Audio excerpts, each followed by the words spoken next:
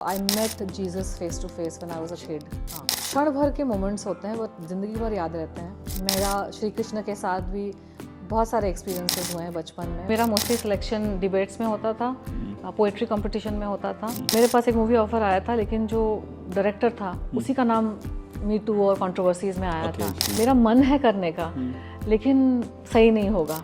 आज मैं अध्यात्म से जुड़ के सोल वे में मैंने बहुत एस्ट्रल ट्रैवल, स्पेस ट्रैवल भी किया है। हाँ, तो जैसे अचानक वो अब बिल्कुल जब उसका चेंज जब था, हाँ, मतलब तो धीरे धीरे मेरा ऐसे चेंज, हाँ, मतलब एक फेज था मेरा जब I was looking like that only. मेरा 2003 में जब रिजेक्शन हुआ मिस इंडिया में, उसके बाद मैं इमीडिएटली एक तो घर गई क्योंकि मेरा बहुत दिल टूटा हुआ था। I was very bad with taking that rejection, क्योंकि अब मुझे लगने लगा कि पूना में अब सब मेरी तरफ देख के हंस रहे। तो by the time I took part in 2004 miss India, I was already sort of a known face.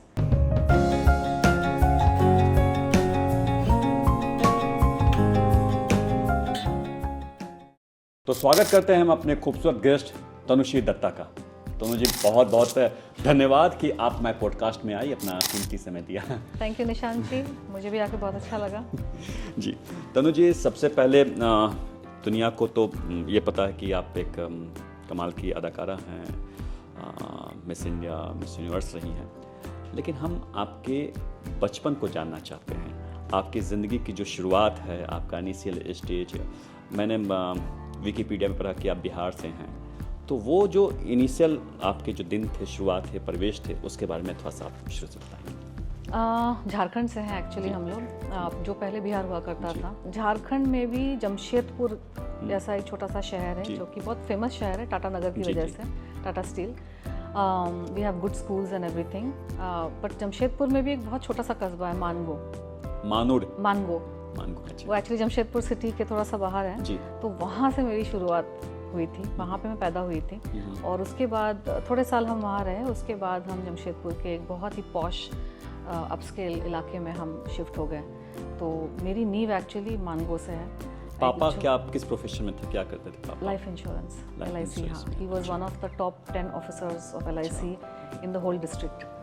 सो मेरे पैदा होने के बाद वो एक नॉर्मल साधारण क्लर्क थे LIC में, और मेरे पैदा होने के बाद ही shot up and became one of the top officers of the whole town. So he always says that to me. And mom and dad, mom was a housewife. She's present here today for the podcast. And academic family है।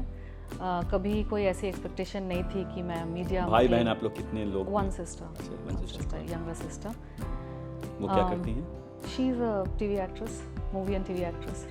क्या नाम है? इशिता। अच्छा, Ishita. Drishyam. So she's just started working in movies. She was a very established TV actress, और अभी she's coming into her best self. But बचपन में हमारा ऐसा कोई कनेक्ट था ही नहीं फैमिली से। But we were artistic because mummy daddy ने हमें एजुकेशन तो अच्छी दी, best schools. Dad was doing well, so we got all the comforts of life, good school, good things, all of that, decent, environment, very good environment. And मेरा थोड़ा सा था modelling, acting, fashion, ये सारी चीज़ें। ये किस उम्र में आपके दिमाग में आया कि मॉडलिंग और इस तरह की एक्टिंग? वो साल था 1994 शायद, जिसमें सुष्मिता सेन और Aishwarya Rai one miss India.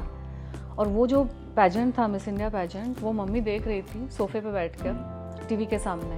और वो सोफ़ा हुआ करता था मेरे बेडरूम से निकल के ही वो सोफ़ा था, तो अगर मैं नीचे क्रॉल करके निकल जाऊँ बेडरूम से रात को और सोफ़े के पीछे बैठ जाऊँ, तो वो जो बैठ के देखती थी मैं सब बैठ के देखती थी। हाँ, और for years she never got to know. वो दरवाज़ा खुला होता था and I would just crawl out, of whatever programs I wanted to see, and she would not let me watch. तो आपकी उम्र क्या होगी? देखा उसको। उम्र क्या होगी अप्रॉक्स उस समय आपकी? I don't know.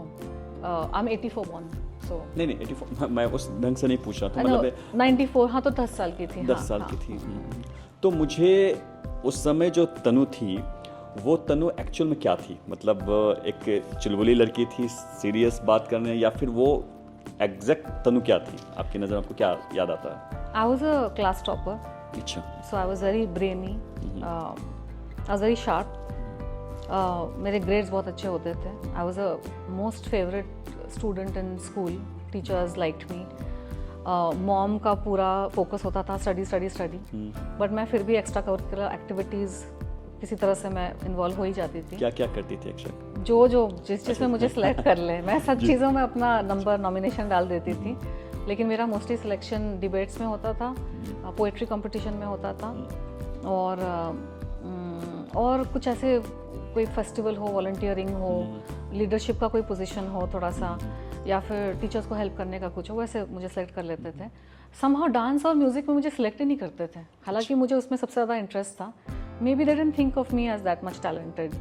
तो डांस, उनको लगता होगा कि दूसरी चीज़ में ज़्यादा बेहतर हैं इसलिए, या फिर बिकॉज मैं टॉपर स्टूडेंट थी, तो एक वो धारणा हो जाती है लोगों की, और मैं थोड़ा सा उतनी ग्लैमरस दिखती नहीं थी उस वक्त. मैं टॉपर थी और I was good, you know, but शायद दूसरे स्टूडेंट्स की पर्सनैलिटी ज़्यादा इंटरेस्टिंग थी मुझसे. तो कंपटीशन जब होता था तो मैं उनकी सिलेक्शन हो जाती थी, और मुझे बहुत बुरा लगता था. एक्टिंग हो, डांसिंग हो, म्यूज़िक हो, इन तीनों में मेरा स्कूल में सिलेक्शन कभी नहीं हुआ, बाकी चीज़ों में हो जाता था. So I was allrounder student. And घर पे स्ट्रिक्ट माहौल था, because mom was very particular about studies and everything. तो घर में माहौल बहुत ही शांत होता था. स्कूल में I was a star, you know, education, extra curricular, तो मुझे बहुत मानते थे लोग, स्टूडेंट्स भी और टीचर्स भी, and principal also liked me. So I was very popular. घर पे बहुत शराफत से आई यूज्ड टू स्टे. पढ़ाई लिखाई एकदम चुपचाप, डिसिप्लिन बहुत होता था. मम्मी को हर चीज़ एकदम सही जगह पे, you know. So we also had to be very careful in the house. और झगड़े, अब मेरी सिस्टर के झगड़े थोड़े होते थे, तब थोड़ा सा ड्रामा होता था, तो उस वक्त बहुत फिर डांट भी पड़ती थी. तो घर हैड टू बी एकदम शांत, quiet, एकदम disciplined. I was a very good kid, very obedient kid. Because of the strict environment, I grew up to be always perfectly. मुझे सारी चीज़ें करनी है, you know, like I can't. लेकिन कभी आपने ऐसा, उस समय तो चलो आप बच्ची थी, अभी आप कभी ऐसा पेरेंट्स से कभी किसी कि मम्मा ऐसा क्यों थी आप, जो मतलब एक कभी पूछी कभी आप ऐसा? हमारे वो डिस्कशंस हो चुके हैं, you know, वो डिस्कशंस हो चुके हैं. अब you know, मैं भी I have just turn 40 and I realise that I am also set in my ways, you know. So हर इंसान अपने तरीके से लाइफ जीता है, and that person gets set in the ways. मुझे एक चीज़ याद है, मम्मी की मेरी आर्ग्यूमेंट होती थी, मेरा कबर्ड खोलो ना तो सारा कुछ आपके ऊपर गिर जाएगा. वो मुझे ही पता होता था कि कौन सी चीज़ कहाँ रखी है, but see it's looking like chaos, but it's organized in my head. That she doesn't understand. For her, everything has to actually look organized. It doesn't have to be organized, it has to look organized. तो वहाँ पे बहुत बड़ा conflict था. ये खुद बहुत बड़ा कॉन्फ्लिक्ट था. हाँ, I credit her for my personality because मेरी जो ऑनेस्टी इंटेग्रिटी आई है, it has come from my mother. From childhood she said don't tell lies, never tell lies, that's not the right way to be, you know. तो मुझे आदत ही नहीं है कि मैं, लोगों की आदत होती है छोटे मोटे झूठ बोल देते हैं, छोटा मोटा कुछ ऐसे है वही, और छोटे मोटे से स्टार्ट होकर बड़ी बड़ी चीज़ें में भी वो they lose out in life because they have not been truthful, you know. क्योंकि आप जब मैच्योर होते हो, बहुत सारी चीज़ें आपकी लाइफ में आती है, रिश्ते आते हैं, नाते आते हैं, कमिटमेंट्स आते हैं. वहाँ पे भी अगर वही आदतें, छोटे छोटे झूठ बोलने की आदतें आपकी रहेंगी, तो people ruin their own happiness. बिल्कुल. I don't. So that quality has come from my mother. And ये बहुत बड़ी क्वालिटी है, क्योंकि बहुत बड़ी क्वालिटी मुझे लगता है ना कि अक्सर आप ज़्यादातर लोगों के, जब हमसे पूछोगे कि भाई ये झूठ क्यों बोला, उनको खुद नहीं पता, आदत हो गई, आदत हो गई. हाँ, तो ये एक बहुत अच्छी क्वालिटी है. अपने में बहुत उलझे रहते हैं वैसे लोग, क्योंकि उन्होंने आदत ऐसी बना ली है ना, जहाँ ज़रूरत नहीं वहाँ बोल दिया, फिर कॉम्प्लिकेटेड हो गया, फिर कुछ हो गया, फिर कुछ हो गया. आपने अपनी सिंप्लिसिटी खो दी, and then you are blaming the whole world for your misery.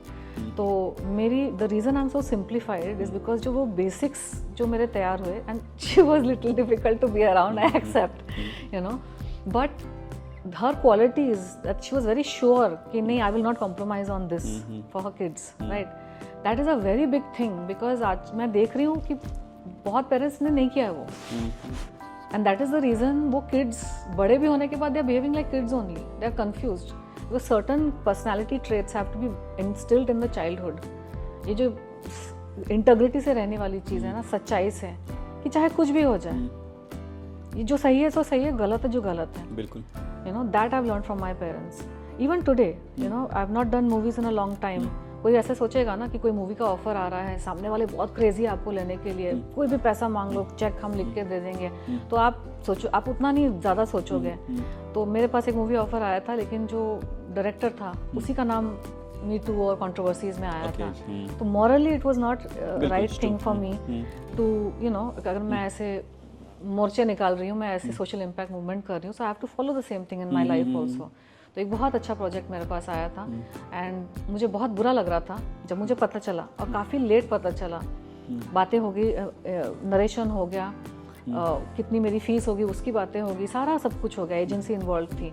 और अचानक से फिर जब हम शूटिंग की डेट्स की बात कर रहे थे, तब ख्याल आया कि मैं थोड़ा गूगल कर लूँ इस बंदे को, है ना, उसका पास्ट वर्क देख लूँ ताकि आई कैन, मैं प्रोफेशनल तरीके से सोच रही थी, बट उसका ये सब निकल गया। देन मैं बहुत दुविधा में पड़ गई, it was a moral dilemma, you know, तो मैं क्या करूँ। तो जब भी मुझे मॉरल डिलेमा होता है, I speak to dad, you know, not even mom, because mom can be I don't know why, I just like speaking to dad on that. Both of them will have the same views. वैसे बेटियां अपने father के ज़्यादा करीब होती, शायद ये एक reason. I think he's the voice of my conscience, है ना। मुझे मम्मी तो भी प्रैक्टिकल है, मम्मी का 100%, she is very strong integrity wise, she will never talk gossip about people behind there back, ये सारी क्वालिटीज़ मेरी उनसे आई हैं। And she told me since childhood, I am not like that aunty, I am not like this person, I don't do that. तो मैंने जब वो गुरूर देखा उनमें, तो मैंने भी वो पर्सनालिटी अडॉप्ट की कि मैं भी लोगों के पीठ पीछे बात नहीं करूँगी। अगर मुझे पसंद है तो ठीक है, नहीं पसंद है तो उनको रखूँगी नहीं बाजू में। लेकिन किसी के सामने ये मुखौटा दिखाना कि हम आपके हैं, हम आपके दोस्त हैं, हम आपके फेवर में हैं, हम आपके रिश्तेदार हैं, कुछ भी जो भी आपका इक्वेशन है, और we have goodwill for you, and then behind there back you don't have any goodwill, you are lying about them, you are cheating them, you are hurting them, you are, आप जो उनकी बनी बनाई चीज़ें आप ख़राब करने की कोशिश कर रहे हैं, that is not goodwill। आप चेहरे पे कुछ और है पीछे। तो ये सारी क्वालिटीज़ मैंने मॉम एंड डैड से सीखे। They are what they are showing on the face is what it is, and if they don't like somebody they'll not even keep। तो वो छोटे शहर की जो बात है ना, वो बात है। तो डिलेमा में आप आ गए थे कि मैं क्या करूं जो फिल्म की। हाँ, मैं डिलेमा, तो मैंने डैड से पूछा, मम्मी से पूछा, मम्मी ने बोला, मम्मी का बहुत ब्लंट रिएक्शन होता है, तो मत करो। डैड, तो इसलिए मैं डैड से पूछती हूँ, बिकॉज डैड डिलेमा को समझते हैं, यू नो, सो वो सॉफ्टली वही जवाब देंगे, क्योंकि he is understanding the dilemma कि मेरा मन है करने का, लेकिन सही नहीं होगा। तो डैड ने उसको उस तरह से आंसर किया कि देखो प्रोजेक्ट तो अच्छा है, but you are the leader of me too, और तुम पब्लिक में तुम्हारा एक कुछ रहेगा, प्राइवेट में तुम अपना कुछ डिसीजंस, तुम्हारा ये तो पब्लिक भी डिसीजन होगा ना, तो it's demoralizing for people who are following you as a icon, as a youth icon, as a what you call it, as a heroine, real life heroine. उन्होंने ये बात बोली कि मना कर दो, ये एथिकली तुम्हारे लिए सही नहीं होगा। तो बस बात खत्म वहीं पे, you know. So I took that decision. तो ये मेरा फाउंडेशन है। Sometimes a persons life background is not just कि वो किस तरह के स्टेटस से आए हैं, क्या उनको सुविधाएं मिली हैं, but also what are the kind of values that were instilled in them. क्योंकि यही चीज़ें हैं जो माइंड सेट है, थॉट प्रोसेस, वैल्यूज़, फंक्शन करने का तरीका, सोचने का तरीका, ये सारी चीज़ें हमारे बैकग्राउंड से, हमारे पास से आती हैं। और अगर नींव फाउंडेशन अच्छी रखी गई तो आप सामने फ्यूचर में भी बहुत सारे जो ट्रबल्स आपके पास आते हैं या चैलेंजेस आते हैं, आप उनको अच्छे से you know you can manage it. तो उस तरीके से this is where I come from, and मेरे आगे की लाइफ में उतार चढ़ाव तो काफ़ी आए हैं। तनु, एक चीज़ बताइए, आप शुरू में जब आप किस्सा बताए थे कि मम्मी जब वो देख रही थी मिस यूनिवर्स का, वो देख रहे, आप छिप कैसे देखा करती थी, उस समय तनु के दिमाग में क्या था कि मैं बड़ी हो गई, जैसे होता है हर बच्चे होते हैं, और वैसे भी बिहार में या छोटे शहरों में पूछा जाता है अच्छा बेटा तुम बड़े होकर क्या बनोगे, तो उस समय तनु के दिमाग में क्या था कि उनको क्या बनना, क्या करना है, या पहला आपका एक एम्बिशन जो बच्चे छोटे होते हैं ऐसा क्या था कि क्या? मेरा सबसे पहला एम्बिशन वॉज वेरी वेग। मैं जब बहुत छोटी थी, मेरे कज़न ने मेरे को पूछा था, वो पास में रहती थी हमारे, कि तुम क्या बनना चाहती हो, क्योंकि उसको भी लोग सवाल पूछते होंगे। तो मैंने उसको बोला था कि मैं इंसानों का दिमाग कैसे काम करता है, और हाउ वो कैसे हैं, क्यों हैं, वो सारी चीज़ें मैं समझ जाऊंगी, मुझे समझना है। तो बोलती अच्छा तुम ब्रेन सर्जन बनना चाहती हो, बिकॉज वो भी छोटी थी। लेकिन आपने गहरी बात बोल दी थी। हाँ, मैंने आज मैं अभी सोच समझ पा रहा हूँ, आपने तो जो बात बोली वो आप कुछ और बोल गई। हाँ, मैं आई was very curious about the world, I was very curious about people. जो छोटे बच्चे होते ही हैं, हर एक इंसान को आप देख रहे हैं वो अलग इंसान है, एनर्जी अलग है, वाइब अलग है, सब थोड़े अलग, सभी अलग अलग है। तो मुझे ऐसा लगता था कि मैं एक दूसरी दुनिया से आई हूँ। ये मुझे यकीन था क्योंकि मैं तारों की तरफ देखती थी, तो मुझे लगता था कि मैं वहाँ से आई हूँ और मैं जहाँ से आई हूँ हम सब एक जैसे ही हैं। ऐसा क्यों लगता था? क्योंकि नॉर्मल बच्चे तो ऐसी बातें नहीं करते कि मैं दूसरी दुनिया, ऐसा शायद मेरी आत्मा वहाँ पे थी शायद यहाँ आने से पहले, लेकिन जहाँ पे भी थी हम we are exactly identical to each other. ये जो पृथ्वी लोक पर हर इंसान अलग अलग है ना, कपड़े चाहे सेम भी पहन ले, यूनिफॉर्म भी पहन ले, क्योंकि कुछ जगह जाके लोग एक जैसे कपड़े भी पहन लेते हैं, लेकिन फिर भी इतने अलग है पर्सनालिटी में, स्वभाव में। लेकिन मैं जब छोटी थी तो मुझे इतना याद था कि मैं जहाँ से हूँ we are all not just identical, we are the same person जी, यू नो। बस ऊपर से आकार शायद थोड़ा अलग होगा, but we are exactly the same person. तो वो चीज़ मुझे बचपन में मुझे बहुत फैसिनेट करती थी कि ये लोग सब अलग क्यों हैं, और नॉट जस्ट अलग, mentally and emotionally also they are separate. Because as a child when I used to think, जब मुझे ऐसा लगता था कि मैं कहीं से आई हूँ, मेरी आत्मा कहीं से आई है, तो वहाँ पे we are also in tune with each other's feelings. हम एक है, मतलब दिमाग से भी एक है। इट्स लाइक अ हाइव, जो मधुमक्खी का छत्ता होता है ना, उसमें सारे लोग एक ही टेंजेंट में फंक्शन कर रहे हैं, they have the common mind. So I remembered as a child कि ये अलग अलग क्यों हैं ये लोग, you know, they feel different, they don't know what each other are doing, they don't know what each other are feeling, what they are thinking, and then they are fighting also. If they only could feel the same things, they will not fight. अगर वो same ही सोच रहे हैं एक दूसरे, मतलब मैं जो सोच रही हूँ आप भी वही सोच रहे हैं, आपका मेरा माइंड सेम ही है, बस हम आकार में अलग हैं, बिल्कुल। तो फिर कोई प्रॉब्लम ही नहीं होगी, बिकॉज आप तो मैं ही हूँ, मैं भी आप ही हूँ। तो यहाँ पे वो चीज़ बचपन में मैंने वो फर्स्ट थिंग मैंने नोटिस की कि ये सभी अलग है। It was such a disturbing thing to accept, because shayad my soul came from a place where we are not separate. Physically we are separate, but in soul and consciousness we are the same. कोई राजा नहीं, कोई प्रजा नहीं, कोई भगवान नहीं, कोई शैतान नहीं, कोई कुछ नहीं। तो that was my childhood, just a small thought, because you are invoking lot of deeper things. But I was very curious about the world. तो इसलिए मैंने कज़न को बोला कि मैं जानना चाहती हूँ कि इंसानों के दिमाग कैसे काम करता है, वो कैसे सोचते हैं, कैसा फील, सब कुछ मैं। तो वो छोटी थी, उसको कुछ पता नहीं था, तो उसने बोला हाँ तुम ब्रेन सर्जन बनना चाहती हो। मैंने बोला हाँ, ब्रेन में सब कुछ चलता है। हाँ, ब्रेन में ही चलता है सब कुछ, तो काट छीड़ के तुम देखना चाहती हो। वो 80s की बात है, राइट, तो तब वैसे ही होता होगा, छोटी बच्ची वो भी थी। तो मैंने फिर उसके बाद जब पेरेंट्स ने पूछना शुरू किया, दुनिया के लोगों ने पूछा तुम क्या बनना चाहती हो, ब्रेन सर्जन। अच्छा, चूंकि उसने न्यूज़ डाल दी थी ये बात बोलकर, तो आपके दिमाग में ब्रेन सर्जन। तो किसी ने पूछ लिया होगा, बहुत लोगों को बोला मैंने ब्रेन सर्जन, किसी एक ने पूछ लिया होगा ब्रेन सर्जन ही क्यों। तो फिर मैंने उनको बोला होगा, and that person was an adult, कि मेरे को दीदी ने बोला कि मैं ब्रेन सर्जन, क्योंकि मुझे इंसानों का दिमाग, इंसानों कैसे सोचते हैं वो मैं सब जानना चाहती हूँ। तो बोले नहीं, वो ब्रेन सर्जन नहीं है, फिर वो साइकाइट्रिस्ट है, साइकोलॉजिस्ट है, तुम साइकोलॉजिस्ट बनना चाहती हो। हाँ, फिर मैंने आगे वो बोलना शुरू कर दिया। बट ये सब मेरे दिमाग में चल ही रहा था, और मुझे एस्ट्रोनॉट भी बनना था। अच्छा। वो इसलिए क्योंकि मैंने वो तारों को देखती थी, मुझे वहाँ जाना है। फिर डैडी ने वो टेप, कार्टून टेप होता था, वो सारे टेप्स आते थे, तो उसमें एक प्रोग्राम था आई ड्रीम ऑफ जीनी। अच्छा जी। It was an American TV show, my favourite, मतलब मेरा टोटली फेवरेट टीवी शो था। और जितने भी बच्चों के टीवी शोज होते थे यूएस में, उसके टेप्स इंडिया में मिलते थे, तो कार्टून वो सारे हमारे घर पे थे, तो मैं उसको बार बार रिपीट पे देखती थी। मुझे दोनों चीज़ें पसंद थी, कि वो Jeannie, you are a magic person, आप कुछ भी सोचते हैं मैनिफेस्ट हो जाता है, and the astronaut, you know, who goes to space. तो आई वॉज कन्फ्यूज कि मुझे जीनी बनना है कि एस्ट्रोनॉट बनना है, बिकॉज दोनों चीज़ें मेरे पते की चीज़ें हैं। तो फिर एक दिन मैंने मिस इंडिया कॉन्टेस्ट देख लिया, एंड बाकी सारी चीज़ें फिर बैकग्राउंड में फेड आउट हो गई, आउट ऑफ फोकस हो गई। The day I saw the miss India pageant, mummy के सोफ़ा के पीछे छुप के उनको मैंने जीतते हुए देखा। ये कुछ अलग सा ही मैं देख रही थी। मॉडलिंग, फैशन शो देखा था टीवी पे, बट यहाँ पे क्राउनिंग हो रहा था, दे वर विनिंग अ प्रेस्टिजियस टाइटल। तो मैंने वो देखा, और आई वॉज लाइक, मतलब I could just grasp it, क्योंकि उसके एड्स भी चले थे कुछ दिन पहले।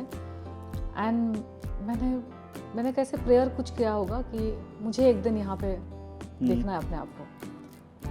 किससे प्रेयर किया था नहीं, it was just a random prayer that went out कि मुझे अपने आप को स्टेज पर देखना है। जीत की बात तभी भी नहीं हुई थी, मतलब मेरे तनु, अंदर। आपके जैसे कोई एक बच्चा, मैं उस पॉइंट ऑफ व्यू से देख रहा हूँ क्योंकि आप छोटी बच्ची थी, एक देखिए ये होता है कि या वो उसके साथ हुआ, मुझे भी मेरे साथ ये होना चाहिए, लेकिन करियर वाइज ऐसा सोचना और इतना प्रे भी कर लेना, अपने अंदर उसको उतार लेना, ऐसी क्या चीज़, मतलब क्योंकि एस्ट्रोनॉट वाली बात समझ में आई कि उसके पीछे का आपका साइकोलॉजी क्या रहा होगा, या फिर जो आप ब्रेन सर्जन की जो बात वो समझ में आई, ऐसी उसमें आपने क्या चीज़ देख ली कि लगे कि नहीं वही विधि का विधान है शायद, कि मुझे आज तक वो समझ नहीं आया कि मैंने ब्यूटी पैजेंट, बट ये शायद बहुत सारी बच्चियों को होता होगा। I think it's that whole concept of a beauty queen, you know, modelling, ये बहुत ही अच्छा है, you know, like it always attracts the मेरे गर्ल्स। दिमाग में एक बात आई जस्ट, मैं हालांकि ये आपकी स्टोरी बहुत लोग को इंस्पायर करने वाली है। किस बात में? आपने एक चीज़ बोली थी कुछ समय पहले जब हम लोग बातचीत कर रहे हैं कि बचपन में जब आप म्यूज़िक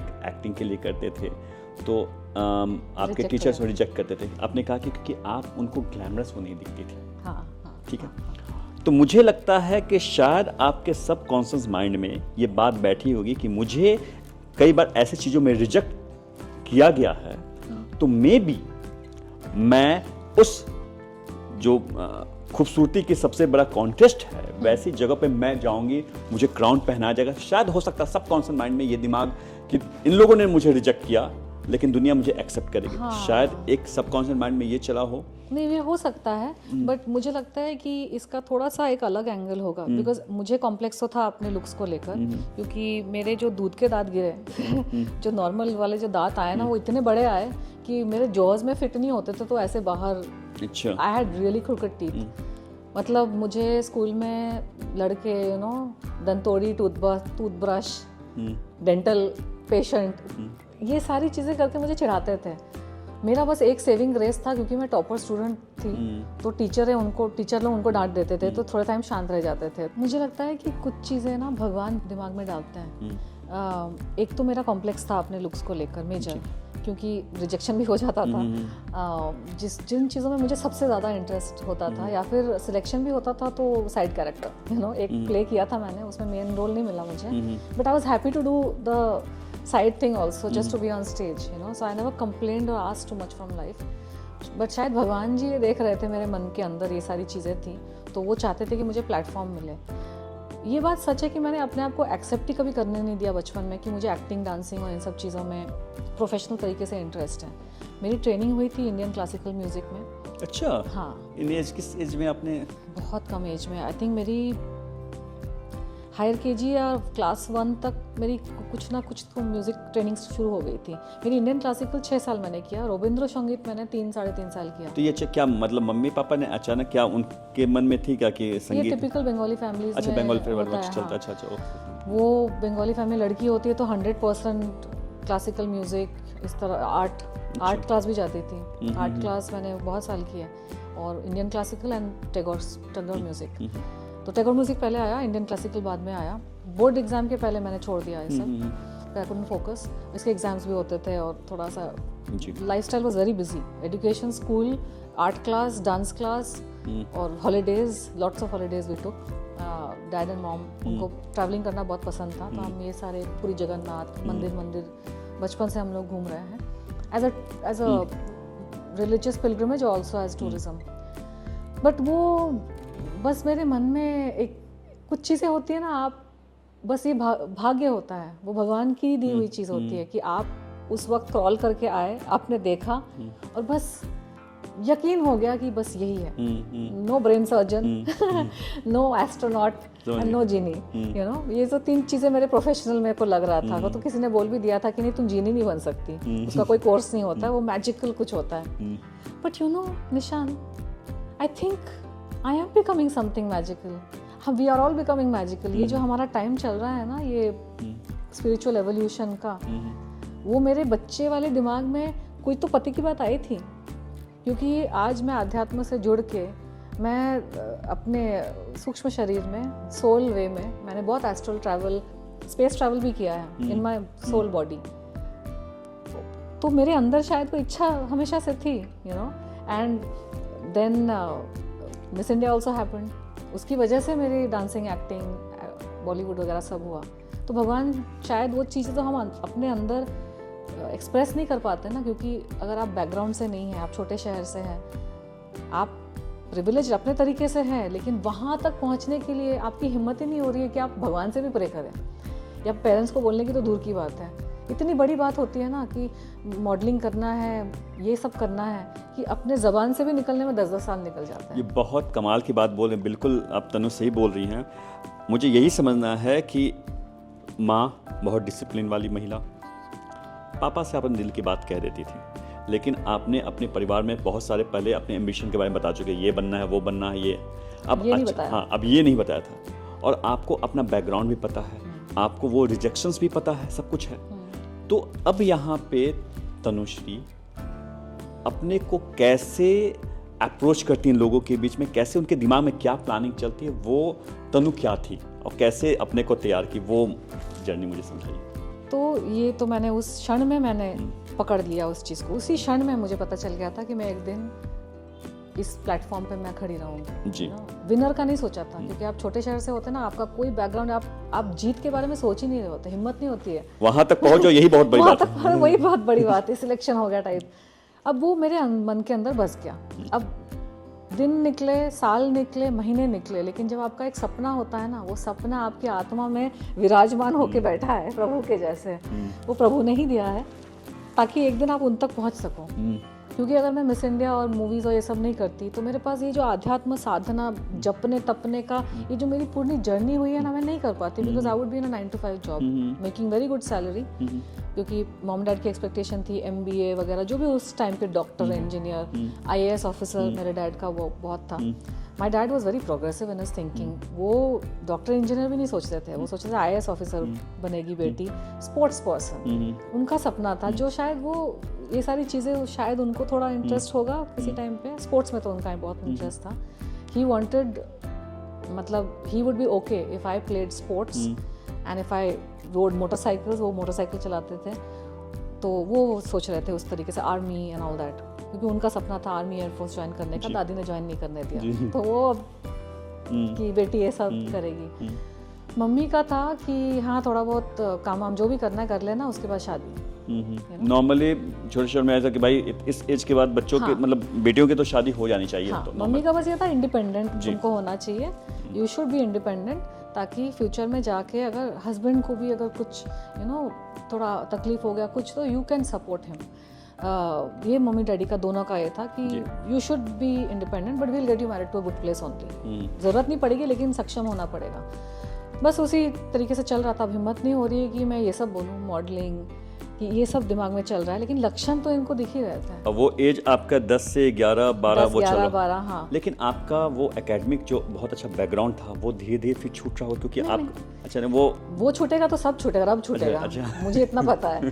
घर में वो हालत थी कि अगर एडुकेशन में थोड़ा ये वो हुआ, क्योंकि I know my parents very well, उनको आप लॉजिक से कोई भी चीज़ समझाओ तो समझ जाते हैं, और अगर अपने आप को प्रूव कर दो, भरोसा दिला दो कि मैं गड़बड़ नहीं करूँगी कुछ और ये सब भी मेंटेन कर लूँगी, तो आप जो चीज़ें आप नहीं भी करवा दो वो करवा सकते हो आप।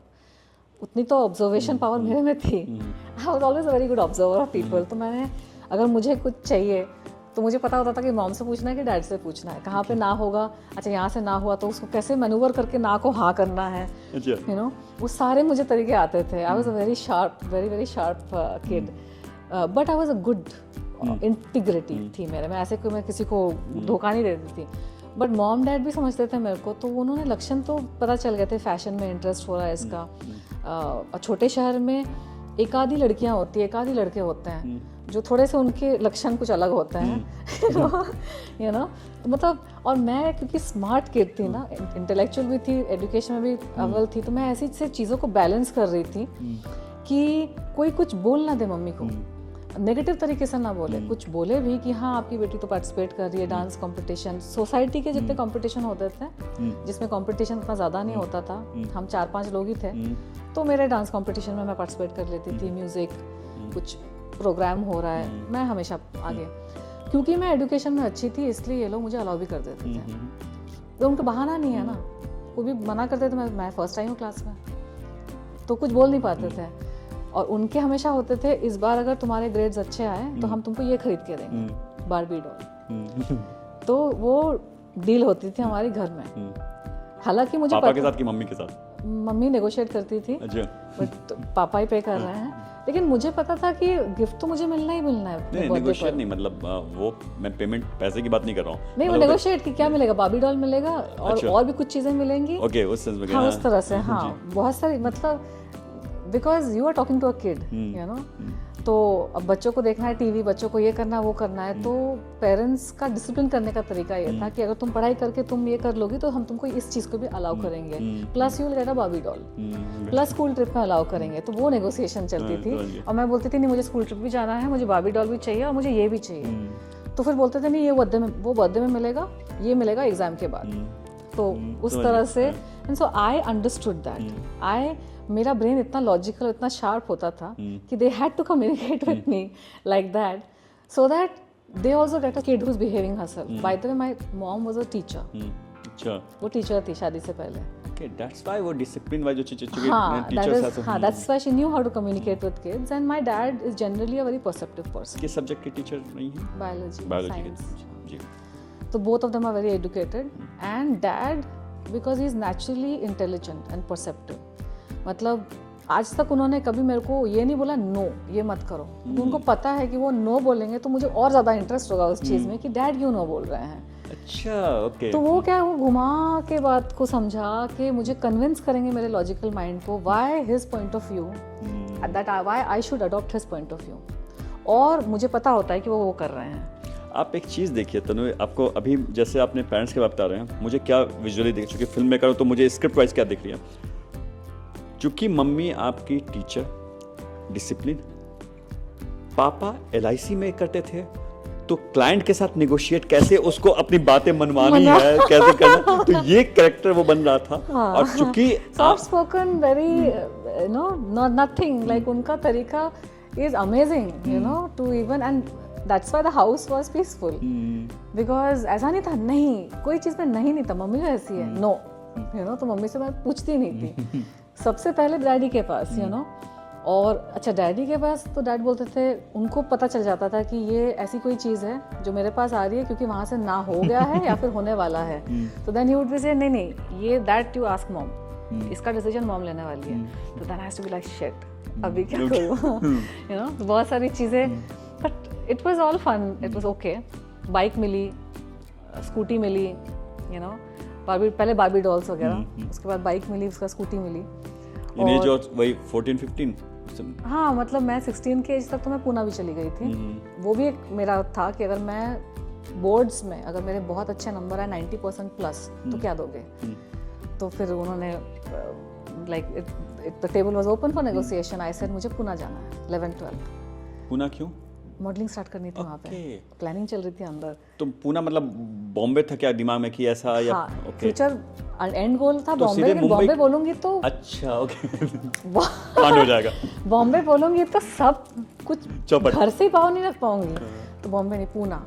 मैंने बोला पूना क्योंकि Poona is a very educational city, you know, Maharashtra educational place, अच्छे कॉलेजेस हैं, और वहाँ से +1 +2 करूँगी तो वहाँ के कॉलेजेस में आराम से एडमिशन हो जाएगी। सारा मैंने रिसर्च किया, मैं भी तो इनकी बेटी हूँ ना, मुझे भी प्रेजेंटेशन करना आता है कि अपनी पूरी बात रिसर्च करके कि ये मैं अपना आर्ग्यूमेंट रखूँगी, तो समझ में आ गया उनको। एंड अच्छा, समझ में आ गया। हाँ, क्योंकि उनके लिए उस वक्त सबसे इम्पोर्टेंट था कि नंबर आएंगे तो ठीक है, नंबर तो ये ला ही लेगी, तो स्कूल टॉपर है, क्लास टॉपर है, लेकिन कौन से कॉलेज में एडमिशन होगा, फ्यूचर क्या है।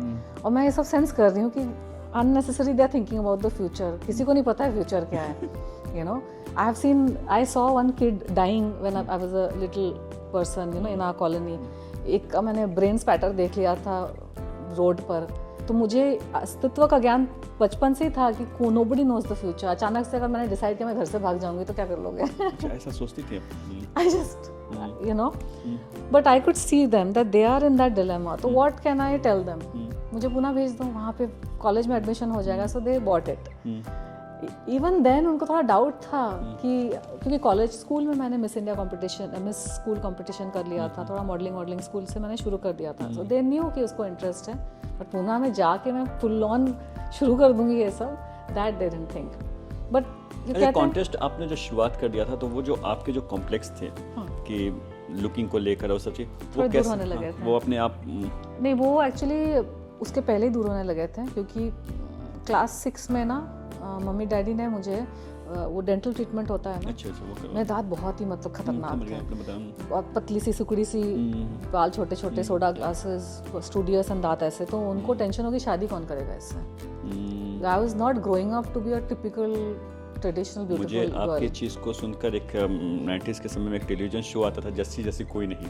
तो जस्सी जैसी अचानक वो, अब बिल्कुल जब उसका चेंज जब था, हाँ मतलब धीरे धीरे मेरा चेंज, हाँ मतलब एक फेज था मेरा जब I was looking like that only. तो कोई ट्रिगर हुआ होगा उनको, क्योंकि फैमिली से मिल रहे हैं, सबसे मिल रहे हैं, तो उनको लगा होगा कि इसकी मरम्मत शुरू कर देते हैं अभी, तो 18 साल तक शादी के लायक हो जाएगी। तो उस थॉट से उन्होंने मेरा डेंटल ट्रीटमेंट शुरू किया। वहाँ के सबसे टॉप डॉक्टर, उन्होंने ब्रेसेस लगा दिया। I was very unhappy, Jamshedpur के, हाँ, ब्रेसेस वगैरह लगा दिया। I was very unhappy. ऐसे मुझे स्कूल जाना पड़ता था, हंस रही हूँ तो और चिढ़ा रहे लोग मुझे। एक तो जिंदगी झंड थी, यू नो, लुक्स वाइज में मतलब अच्छे जो लड़के थे वो देखते नहीं थे, और जो फालतू लड़के थे चिढ़ाते थे। मतलब it was just miserable life, you know. ऊपर से ब्रेसेस भी आ गए अब। तो वो 16 साल की उम्र में ये सब जो हो, 12 में स्टार्ट हो गया ट्रीटमेंट। 12 में, फिर 13 साल 14 साल की उम्र में मम्मी डैडी ने सोचा अभी इसको लेंसेज पहनने की आदत दिलाते हैं। अचानक से शादी के पहले बोलेंगे लेंस डालो तो उसको चश्मे की आदत हो जाएगी, क्योंकि किसी शादी में गए थे तो वो दुल्हन लेंस नहीं पहन रही थी, चश्मे की आदत हो गई थी उसको। तो 20-22 साल की उम्र, शादी हो रही, तो लेंस नहीं पहन रही, आँख में अजीब सा लग रहा था, बहुत ड्रामा हुआ। तो उसमें से मम्मी को आया कि अरे यार इसको अभी से लेंस की आदत दिला देते हैं, वरना शादी में भी चश्मा पहन के बैठेगी, यू नो। छोटे शहर के लोगों की वही थॉट होती है। Now she was preparing her wedding. तो मरम्मत वैसे शुरू हुई थी, लेंस डालना शुरू किया। बाल थोड़े से पहले जैसे बॉय कट थे, तो बाल बढ़ाने अलाउ हो गया कि बाल बढ़ा लो। तो थोड़े लड़कों से अटेंशन मिलने लगी थी, और जो चिढ़ाने लगे थे तो वो मतलब शांत हो गए थे थोड़े, यू नो। तो थोड़ा, एक तो स्कूल टॉपर, बाकी चीज़ों में पार्टिसिपेट कर रही हूँ, competitions, I am getting prizes and you know, school teacher, principal and they used to like me. But अभी स्टूडेंट्स का भी थोड़ा अटेंशन मुझे मिलने लगा था, तो खुद को रियलाइज़ होने लगा था कि हाँ maybe I am looking better now. तो तब थोड़ा मुझ में उम्मीद आने लगा था कि हो सकता है मिस इंडिया में मेरा सिलेक्शन हो जाए। अच्छा, ये उम्मीद हो, सिलेक्शन हो जाए साहब? हाँ, मैंने जिस दिन से मिस इंडिया कॉन्टेस्ट देखा, मैंने उस दिन से उस बात को मैंने पकड़ के रखा था, एक बीज की जैसे। मैंने ये नहीं सोचा था कि मैं जीत जाऊंगी, या मुझे जीतना ही है, या मुझे जाना ही है। कभी कभार हमारे मन में ना भगवान एक बस बीज डालता है, उसको आपको बीज की तरह से एकदम सेक्रेड वे से पकड़ के आपको बैठना है, बस उसको सींचना है। आप ज़्यादा उसके पीछे भागने की कोशिश करेंगे बेवक्त, तो वो नहीं होगा। आप ज़्यादा उसके ऊपर सोचेंगे तो आपको 50 रीज़न मिलेंगे क्यों नहीं होने वाला है वो। आपको बस उसको बीज के जैसे, उसको आपको एकदम भक्ति भाव से उसके ऊपर आपको मेडिटेट करना है। जब भी प्रे कर रहे हैं, पूजा हो रही है, फेस्टिवल हो रही है, घर पे पूजा हो रही है, मंदिर जा रहे हैं, कुछ भी, कहाँ भी भगवान की कोई भी चीज़ें होती थी, मेरे को मिस इंडिया मेरे को सिलेक्शन करवा दो बस। सो आप बच्चे का जो माइंड होता है ना, फोकस वाला होता है। That is why I was a school topper, because I know how to focus. ऐसा नहीं आज मुझे ये चाहिए, आज कल मुझे वो चाहिए, परसों ये नहीं। आई वाज वेरी फोकस, मुझे यही चाहिए और लेट मी सी जब मिलेगा।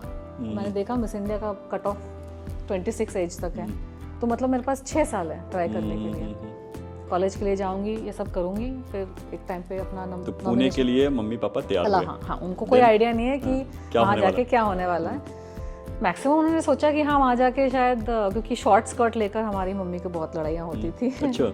हाँ, उनको चाहिए लॉन्ग स्कर्ट, मुझे चाहिए शॉर्ट स्कर्ट, मुझे चाहिए सबसे फैशनेबल जो जमशेदपुर के लेटेस्ट फैशन में जो निकला है, क्योंकि मेरी फ्रेंड्स लोग वो सब पहन रही है। हमारा जो न्यू सोसाइटी था, पॉश सोसाइटी, वहाँ पे मानगो से तो निकल आए थे हम लोग, because dad was doing very well. अब वो बिजी रहते थे काम पे, बाकी सब छोड़ दिया था मम्मी के ऊपर। तो पापा LIC ही कंटिन्यू करते कि कोई बिजनेस वगैरह शुरू किया? LIC में, अच्छा, LIC LIC में ही जस्ट केप्ट ग्रोइंग। पहले उनके 20-25 एजेंट थे, उसके पास 40-50-60 एजेंट, तो काम बहुत था। But he still had time to holiday and take holidays and all that, but सब मम्मी के ऊपर छोड़ा हुआ था। तो यहाँ पे कपड़ों को लेकर थोड़ा सा कॉन्फ्लिक्ट होता था। I wanted high fashion. अब हम हाई फैशन वाले सोसाइटी में आ गए हैं। वो वाला एक छोटा शहर का एक छोटा कस्बे में हम रहते थे, वहाँ पे सेफ्टी कंसर्न्स थे जी। तो डैड ने फ्लैट खरीद लिया पॉश बिल्डिंग में। तो यहाँ पे सारे लोग पॉश हैं, यहाँ पे बच्चे भी फैशन कर रहे हैं, उनके पास बाइक है, ये है वो, तो मुझे भी वही सारी चीज़ें चाहिए, फैशनेबल कपड़े, कंपटीशन। तो थोड़े कॉन्फ्लिक्ट होते थे, लेकिन मिडिल ग्राउंड आ जाता था। ना लॉन्ग स्कर्ट ना शॉर्ट स्कर्ट, मेरे हमेशा 3/4 होते थे स्कर्ट। यू नो, फैशनेबल का फैशन भी हो गया। तो मैक्सिमम उनको लगा कि पूना जाएगी तो थोड़ा और पर निकल आएंगे इसके, यू नो। बट पूना में जाके I was very focused. Poona में मैं देखती थी बाकी स्टूडेंट्स जो मेरे बैचमेट्स थे। तो आपने वहाँ पे +2 में? +2, हाँ, 11-12। कौन सा कॉलेज था? PMCC। वहाँ का अच्छा कॉलेज है, मेरे नंबर अच्छे थे तो वहाँ मेरे सिलेक्शन हो गया। और कॉलेज में ही मैंने मॉडलिंग शुरू की। इनफैक्ट कॉलेज में जाने के बाद सबसे पहले 3 महीने में वहाँ पे मिस कॉलेज कॉन्टेस्ट हो रहा था। तो सीनियर स्टूडेंट्स ने मुझे देखा था कॉलेज में, तो वो आके उन्होंने बोला कि तुम पार्टिसिपेट करो। मैं जीत गई। तो मैं यहाँ पे मिस स्कूल में जीती थी, फेयरवेल पार्टी में मिस स्कूल कॉन्टेस्ट, और वहाँ जाके मैंने मिस कॉलेज कॉन्टेस्ट जीत लिया। उसके बाद तनु, मुझे एक चीज़ बताइए कि जब आप ये प्रिपरेशन कर रही थी तो आप किन चीज़ों का ध्यान रखती थी? क्योंकि देखिए, अगर गुड लुकिंग की बात की जाए तो बहुत सारे लोग होते हैं, तो आपको ही पता था कि मैं शायद सिर्फ अगर खूबसूरती को फोकस किया जाए, क्योंकि उसके लिए बहुत सारे, हाँ, तो बहुत सारे लोग हैं, तो आपका क्या वो थॉट प्रोसेस क्या होता था? वो क्या आप सोचते थे कि मैं क्या ऐसा चीज़ करूं? क्योंकि कोई भी आदमी अगर किसी चीज़ में अपना करियर बनाने का सोच रहा हो तो उसको अपनी भी चीज़ पता होती है। देखिए, उस वक्त मैं करियर का नहीं सोच रही थी। उस वक्त मेरा फोकस बस ये था कि मुझे मिस इंडिया तक पहुंचना है, मुझे मिस इंडिया तक पहुंचना है। और तो जब आपका गोल वो होता है ना बड़ा, तो आप छोटे छोटे जो ब्यूटी पेजेंट्स होते हैं जहाँ पे आपको मौका मिलता है पार्टिसिपेट करने का, पार्टिसिपेट कर लेते हो। आप जीत का भी नहीं सोच रहे हो। प्रिपरेशन कैसे करती थी उन सब चीज़ों के लिए? कॉलेज में जो फैशन शोज हुए थे, वो सारे कॉलेज के फैशन शोज में मैं पार्टिसिपेट करती थी, क्योंकि एक बार मैंने मिस कॉलेज कंपटीशन जीत लिया तो कॉलेज के सारे फैशन शोज में सीनियर्स लोग मुझे ही बुलाते थे। कॉलेज के फैशन शो में देखकर मुझे पूना के जो प्रोफेशनल सर्कल था, छोटा सा एक प्रोफेशनल सर्कल था, उस वक्त सारे ब्रांड्स लॉन्च हो रहे थे पूना में, मॉल्स वगैरह लॉन्च हो रहे थे, तो थोड़ा मॉडलिंग का काम हो रहा था। तो वहाँ पर मुझे प्रोफेशनल लोगों ने देख लिया था, इंटर कॉलेज कॉम्पिटिशन्स वगैरह में हम लोगों ने जीते थे। तो मेरे कॉलेज ज्वाइन करने के बाद जो कॉलेज का सीनियर ग्रुप था ना, उसमें बहुत एक्टिविटी शुरू हो गई थी। सारे मतलब they were very enthusiastic about going for inter colleges. तो इंटर कॉलेजेस में प्रोफेशनल लोगों ने मुझे देखा और मैं प्रोफेशनल मॉडलिंग मैंने शुरू कर दी पूना में। प्रोफेशनल मॉडलिंग कर रही हूँ साइड बाय साइड, और लोकल ब्यूटी पैजेंट्स में भी पार्टिसिपेट कर रही हूँ। तो वहाँ के लोकल मॉडल्स वही करते थे, वो अपना प्रोफेशनल कर रहे हैं, और ब्यूटी पैजेंट का जो सीज़न होता था वो भी अप्रैल में जून में, तो वो सारे तो 4-5 पैजेंट्स होते थे। तो मैंने सब में अपने नॉमिनेशन डाल दिए, उसमें से 3 में मैं जीत गई थी। एक में विनर थी, एक में फर्स्ट रनर अप, एक में सेकंड रनर अप। क्या बात है। एक में मुझे उसमें मुझे याद है कि एक पैजेंट था जिसमें फर्स्ट प्राइज बाइक थी, स्कूटी। तो जमशेदपुर में तो मेरी स्कूटी थी, लेकिन उसको लाई नहीं थी पूना। मैं डैडी को बोल रही थी मुझे यहाँ पे स्कूटी खरीद के दो, तो लेकिन उस वक्त डैडी ने खरीद के नहीं दिया था। तो मुझे ये पैजेंट जीतना था ताकि उस पैजेंट का फर्स्ट बाइक मिल जाएगी मुझे। और सेकंड प्राइज क्या था जो मुझे मिला? और स्टीरियो था, हाँ स्टीरियो। तो मैं जब पार्टिसिपेट कर रही थी तो मैंने मॉम डैड से बात की थी घर पे कि मैं ब्यूटी पार्टी, तब तक मैंने बता दिया था कि मैं ये सब कर रही हूँ। एंड थोड़े इनिशियल रेजिस्टेंस के बाद दे हैड एक्सेप्टेड। मुझे लगता है पापा एक्सेप्ट कर लिए होंगे, मम्मी को थोड़ा सा लगा होगा। मम्मी को थोड़ा टाइम लगा। क्या हुआ कि मुझे हमेशा लोकल गार्डियंस का सिग्नेचर चाहिए होता था। कोई भी मैं फैशन शो करूँ या हॉस्टल से बाहर रहूँ तो मैं अपनी फ्रेंड के यहाँ पे रह जाती थी, वो भी मॉडल थी, वो भी मेरे कॉलेज में स्टूडेंट थी, सीनियर थी। तो उनके यहाँ पे उनके पेरेंट्स फैमिली ने परमिशन दे दी थी, तो यहाँ से मुझे लोकल गार्डियन की सिग्नेचर चाहिए होती, तो पेरेंट्स को बताना ही पड़ता था कि मैं फैशन शो कर रही हूँ, ब्यूटी पैजेंट। लेकिन पूना के न्यूज़पेपर्स में मेरी फ़ोटो आती थी ना, टाइम्स ऑफ इंडिया में, अच्छे न्यूज़पेपर में। तो मेरे कॉलेज में हमारे बिल्डिंग के भी कुछ बच्चे थे, तो वो सारे न्यूज़पेपर मम्मी को डैडी को भेज देते थे कि ये कर रही है आपकी बेटी पूना में। तो उनको वैसे भी पता चल जाता था and they were happy because थोड़ा सा ठीक ठाक लग रहा था उनको कि कुछ गलत नहीं है। फिर जब ब्यूटी पैजेंट्स जीतने शुरू किए तो थोड़ा और उनको लगा कि नहीं ठीक है ये, है ना, मतलब बिगड़ी नहीं है, कर रही है थोड़ा फैशन, थोड़ा कुछ कर रही है। मतलब जो उनका डर था कि एकदम ही मतलब पागल हो जाएगी या कुछ हो जाएगी, वो नहीं हुआ। तो it was fine. Then I once called them and said कि इसका फर्स्ट प्राइज बाइक है, मुझे ये पैजेंट जीतना है। तो तब डैड ने मेरे को बोला था कि तुम ये सोच के पार्टिसिपेट मत करो, तुम पार्टिसिपेट करो कि you want to be the best. तुमको अगर फर्स्ट प्राइज मिले, सेकंड प्राइज मिले, थर्ड प्राइज मिले, वो बात की बात है, वो जो भी है यू नो। तो मैंने वैसे एटीट्यूड रखा क्योंकि मेरा मेन गोल था मिस इंडिया। उसके बाद मैंने मिस इंडिया में अपने नॉमिनेशंस डाले, लेकिन रिजेक्ट हो गई 2003 में। और मैं पूना की टॉप मॉडल थी उस वक्त। पूना में जितने मॉडल, मतलब पूना में बहुत फास्ट मेरा करियर डेवलप हुआ, 4-5 ही लोग थे, हम ही लोग हर जगह। तो रीज़न बताया जाता है क्या क्या क्यों रिजेक्ट हुई, ऐसा लोग रीज़न नहीं, अच्छा, शायद मेरा टाइम नहीं था उस वक्त, 2003 में, और शायद मैं उतने लेवल तक ग्रूम्ड नहीं थी जितना कि मुझे लग रहा था। पूना के लेवल पे तो आई वाज। ग्रूमिंग के लिए क्या क्या करती थी आप, कैसे कैसे अपने को प्रिपेयर करते थे? मेरा कोई कॉन्शियस थॉट नहीं था, मैंने काम करते करते अपने आप को ग्रूम किया। तो 2003 में जब मैं मिस इंडिया से रिजेक्ट हो गई ना, हम लोगों को पूना से सिलेक्ट किया गया था, पूना लेवल से, और मुंबई आए थे हम लोग। मतलब हर शहर से selected people come to Mumbai. Mumbai में फाइनल सिलेक्शन होता है, जो फाइनल 27 आप देखते हैं जी। तो पूरे कंट्री से 6-8 लाख सबमिशंस जाते हैं, पूरे कंट्री से, हर जगह से। आप कहीं भी बैठ के आप सबमिशन डाल सकते हो। उनका जो ऐड निकलता है मिस इंडिया का टाइम्स ऑफ इंडिया में, तो वो डाल दिया। फिर 6 लाख, 8 लाख, 10 लाख लोगों में सिलेक्शन होता है से 200-300 लोगों को, यू नो। 6-8 लाख में से 200-300 लोग, मतलब शॉर्ट लिस्ट करके, क्योंकि आपको 200-300 में से आपको उसमें करना है 30। फाइनल जो आप पैजेंट देखते हैं उसमें बस 30 ही पार्टिसिपेंट होते हैं मैक्सिमम, 25-30। तो 6-8 लाख से 200 और क्योंकि हमारे बॉम्बे में जब हम आए थे, सभी शहरों से सिलेक्ट होके जो आए थे, हम कम से कम 150-200 लोग थे। तो इसलिए मुझे पता है। ये जो लोग, इतने सारे जो लोग होते हैं, तो वो सारे लोग, क्योंकि जो भी अगर ऐसे ब्यूटी कॉन्टेस्ट में अपने को, तो अपने आप को सुंदर अच्छा तो महसूस करता होगा तभी, क्योंकि सब लोग तो यूं ही तो नहीं भरते होंगे इतने सारे। हाँ, क्योंकि जैसे कि मैं तो मॉडलिंग मैंने करना शुरू कर दिया था, तो मेरे जो बचपन के कॉम्प्लेक्स होते थे वो बहुत पहले मेरे मतलब साइड हो गए थे। निकलते कभी नहीं है, पता है निशान जी। आप अंदर के जो एक, अगर आपने लुक्स की वजह से आप लोग, आपको बचपन में चिढ़ाया गया है ना, तो आप कितना भी बड़ा खिताब जीत लें, आप कभी अपने आप को वो नहीं समझते कि अरे मैं तो क्लियोपेट्रा हूँ, यू नो। वो थॉट कभी नहीं आती है। ये बहुत गहरी, बहुत सही बात बोल रही है, बिल्कुल ये सच है। यू नो, आपको पता है आप पे बहुत मरम्मत की गई है, you know, like you worked on yourself, life has worked on you.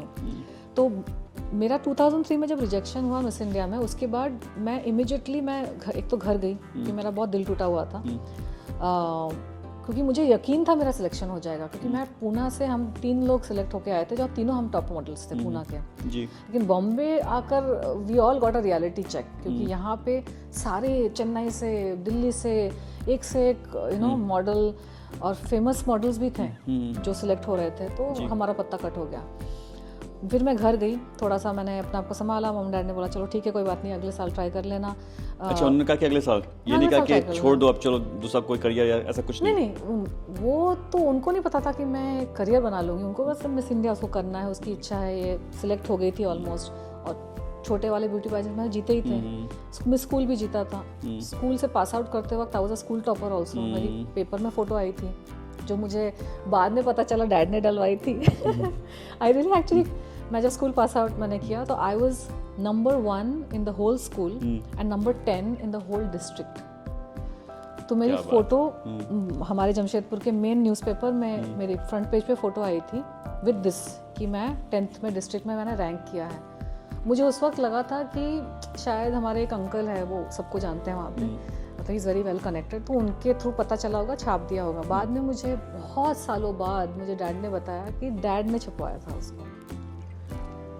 He had called my uncle and he had made him call the newspaper and print this.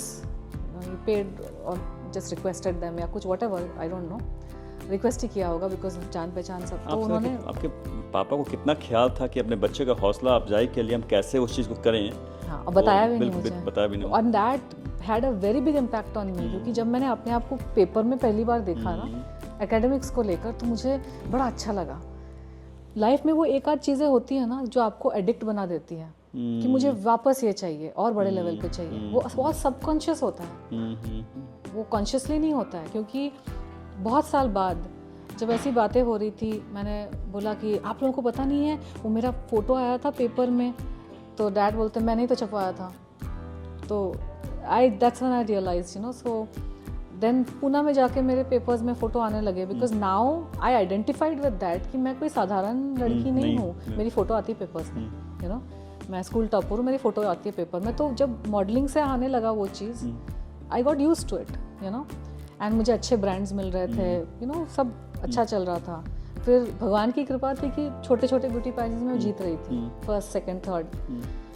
Miss India में रिजेक्ट हो गई, तो उसके बाद मैं घर गई पर सबसे पहले समर वेकेशन या कुछ करके, फिर मैं पुणे आई वापस, और मैं उसी साल आई मूव टू बॉम्बे, क्योंकि रिजेक्शन मुझसे लिया नहीं गया। आई was very bad with taking that rejection, क्योंकि अब मुझे लगने लगा कि पुणे में अब सब मेरी तरफ देख के हंस रहे हैं, हाँ, कि दे वर नॉट। किसी को हमारा खुद का जो एक होता है ना, वही दुश्मन होता है, और कोई दूसरा कुछ नहीं कर रहा। क्योंकि मैं I was one of the top people, and मैं हमेशा मेरा एक एटीट्यूड में रखती थी कि मैं हर जगह नहीं जाती हूँ, हर किसी से बात नहीं करती हूँ, आई एम एक्सक्लूसिव पर्सन। तो अब सबको लगा था ये तो जीती जाएगी, ये तो सिलेक्ट हो ही जाएगी। तो मैं भी बोल के आई थी कि हाँ, मुझे तो लगता है मेरा सिलेक्शन हो जाएगा। अब नहीं हुआ। तो पुणे वापस जाने के बाद I was just very very not happy, you know. Fashion show में भी जा रही हूँ तो बस मैं आंखें चुरा रही हूँ सबसे, क्योंकि मुझे ऐसा लग रहा है कि ये ऐसा सोच रहे होंगे कि अरे बड़े उछल रही थी, and she went to Bombay. तो I was very embarrassed and I said I am moving to Bombay. और तब तक पुणे में मैंने जितना मुझे काम करना था मैंने कर लिया था। फैशन शो, एक मैंने एड फिल्म करी थी। 12th हो गई थी आपकी? हाँ, 12th हो गई थी। एड फिल्म मैंने कर लिए थे, बहुत सारे फैशन शो। एड फिल्म भी कर ली थी? हाँ, पुणे में। पहली एड फिल्म कौन सी थी आपकी, याद है? पहली एड फिल्म थी साउथ का एक साड़ी ब्रांड था। अच्छा। तो वो उनका बजट कम था, इसलिए पुणे से उन्होंने फोटोग्राफी मॉडल्स वगैरह सब लिए थे। तो वो हमने जाके शूट किया था। उसके लिए first time I got on a flight. तो कुछ सोच के मुझे वो सब चीज़ पे आपके कॉन्फिडेंस पूरी बढ़ रही होगी कि थोड़ा करके। हाँ, मेरे लाइफ में ना लोगों को ऐसा लगता होगा कि झटके से एक दिन मिस इंडिया बन गई। नहीं, ये आप सुनेंगे ना, थोड़े स्टेपिंग स्टोन्स थे। उन थोड़े में मेरा माइंड सेट डेवलप हुआ। मैंने अपने आप को as a winner, as a beauty pageant winner मैंने आइडेंटिफाई करना शुरू किया। बिकॉज आप अचानक से अपने आप को नहीं देख सकते, रातों ऐसे भी कोई चीज़ नहीं होती है, छोटी स्टेप से ही चीज़ें। और जब आप मैनिफेस्ट कर रहे हैं ना लाइफ में कुछ चीज़ों को, खासकर मेरे वैसे बैकग्राउंड से, मैं मानगो से हूँ, जो मानगो जमशेदपुर मेन में भी नहीं था, जमशेदपुर के भी बाहर था। फिर हम आए जमशेदपुर के मेन सिटी पॉश सोसाइटी में, जहाँ मैंने फैशन से आइडेंटिफाई करना सीखा। फिर स्कूल में पैजेंट जीते तो लगा कि हाँ, नहीं कर सकते हैं। फिर लोकल पैजेंट, फिर मिस इंडिया रिजेक्ट भी हो गए। सेकेंड टाइम जब मैंने ट्राई किया मिस इंडिया में, तब तक मैं बॉम्बे शिफ्ट हो चुकी थी। 2003 अगस्त जुलाई में मैं शिफ्ट हुई थी बॉम्बे। बॉम्बे आने के बाद मैंने म्यूज़िक वीडियोस भी किए थे। मेरे म्यूज़िक वीडियोस हिट भी हुए थे। और कौन सी म्यूजिक? एक आपने सुना होगा सैया दिल में आना रे। चार, वो बिल्कुल एकदम टॉप का नंबर 1 ऑन द चार्ट्स था। हाँ, याद आ गया। वो 2003 में आया था नवंबर। और 2004 में I had participated in miss India, जिस साल मेरी सिलेक्शन भी हुई, मैं जीती भी। तो एक जर्नी थी। मेरे रिजेक्ट होने से मैं पीछे नहीं हटी, बस मुझे ऐसा लगा कि मेरा अब वक्त नहीं आया है। दुख तो बहुत हुआ, लेकिन ये अपने आप को कंसोल कर लेती थी कि नहीं, मेरा वक्त नहीं आया, मैं अपने को मतलब एक दिन मेरा वक्त आएगा। ये मैंने अपने आप को बोला था, जब तक सिलेक्ट नहीं हो जाती अपने नंबर डालती रहूँगी, अपने नंबर नहीं, क्या कहते हैं उसको, एप्लीकेशन डालती रहूँगी। उनका कट ऑफ है, उस वक्त उनका कट ऑफ 26 था। तो जब आप इतनी छोटी जगह से आते हैं ना, तो आपको पता होता है कि आपकी रिजेक्शन होने वाली है। When you are not from that background, आप कभी अज्यूम नहीं करते कि हम कहीं चले जाएंगे और लोग बस रेड कार्पेट डाल के आपको वेलकम करेंगे। आपको पता होता है कि आप ऐसी जगह जा रहे हैं जहाँ के आप हो नहीं। आप कितना भी अपने आप को ग्रूम कर ले, आप कम्पीट नहीं कर सकते हैं लोकल लड़कियों के साथ। और हमारे शहर के लिए हम वेल टू डू थे, लेकिन वहाँ जाके तो और भी वेल टू डू लोग हैं, यू नो, उनकी पॉकेट मनी भी ज़्यादा है, वो खर्च भी ज़्यादा कर सकते हैं कॉस्ट्यूम कपड़ों पे, तो सब पता होता है। वो मोमेंट्स क्या था जब आपको ये हुआ कि आप विनर हैं? ओह हो दैट, अच्छा उसकी एक मिस्ट्री अलग सी कहानी है। हाँ। तो 2003 में ये हुआ, बीच में मॉडलिंग सब करके I had done ad films, Bangladeshi ads, यहाँ के अच्छे प्रोडक्शन हाउसेस के साथ मैंने काम कर लिया था। So by the time I took part in 2004 Miss India, I was already sort of a known face in Bombay का न्यू मॉडलिंग सर्किट, मतलब न्यू मॉडल्स, और मेरा एक आध टीवी शो में भी सिलेक्शन हो रहा था। टीवी शोज होते हैं, तो क्योंकि बॉम्बे में आने के बाद जब आप काम शुरू कर देते हैं ना, तो TV and acting is the next step. आपने एक हिट म्यूजिक वीडियो कर दिया तो ऑटोमेटिकली टीवी से, मूवीज से ऑफर आने लगते हैं। तो मैं उस मुकाम पे थी उस वक्त 2004 में, जहाँ मेरी एक फिल्म की मीटिंग हो चुकी थी। अच्छा, हाँ, जीतने के पहले, क्योंकि मेरा म्यूजिक वीडियो इतना बड़ा हिट हो गया ना, तो सब बॉम्बे में मुझे जानने लगे, और एड्स तो कर ही रही थी, छोटे छोटे एड्स, तो मेन लीड एड्स मिलने लगे, तो एड्स सब एक साथ आ रहा था। तो एक मूवी की मीटिंग हुई, जिस मूवी में बाद में एक बहुत बड़ी एक्ट्रेस लॉन्च हुई। उस मूवी में, उस मूवी की पहली मीटिंग मेरे साथ हुई थी। कौन सी हीरोइन? वो मूवी आई थिंक वो गैंगस्टर मूवी थी। अच्छा, ओके। हाँ, 2003-04 में बनी थी। तो उस मीटिंग के लिए मैं गई थी जब उनकी कास्टिंग हो रही थी, but they were meeting lot of people, they finalised Miss India and then they casted other people. तो और अच्छा, मतलब कंगना के पहले आप कर रही थी? कंगना के पहले उन्होंने एक मिस इंडिया को कास्ट किया था। उस मिस इंडिया को भी कास्ट करने से पहले जब मीटिंग्स हो रही थी, तो मेरा शॉर्टलिस्ट हुआ था। मतलब 4-5 लोगों में मैं शॉर्टलिस्ट थी, लेकिन सिलेक्शन की न्यूज़ आने से पहले ही मेरा मिस इंडिया में सिलेक्शन हो गया था। तो मतलब मेरा उस सर्किट में मूवमेंट शुरू हो गया था, but I was not signing the projects. TV show मेरा एक सिलेक्शन, जैसे मिस इंडिया का मुझे कॉल आया कि आपकी सिलेक्शन हो गई है, उसी हफ्ते में मुझे उस टीवी शो का भी कॉल आया था, स्टार प्लस या कोई चैनल था, कि आपको हमने मेन लीड के लिए सिलेक्ट कर लिया है अपने टीवी शो के लिए। तो मैंने मैंने उनको बोला था कि मैंने ना मिस इंडिया के लिए अपना एप्लीकेशन डाला है, तो अगर वो हो जाता है तो फिर मैं आपको एक हफ्ते बाद बताती हूँ। तो एक हफ्ते बाद मिस इंडिया का कॉल आ गया, टाइम्स ऑफ इंडिया का, कि आपका सिलेक्शन हो गया। तो मैं उस जगह पे थी जब things were about to take off for मी।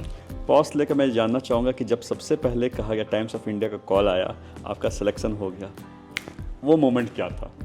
बहुत सुकून वाला मोमेंट था, क्योंकि आप एक बार रिजेक्शन फेस करके आपके सारे इमोशनल ड्रामे खत्म हो चुके होते हैं।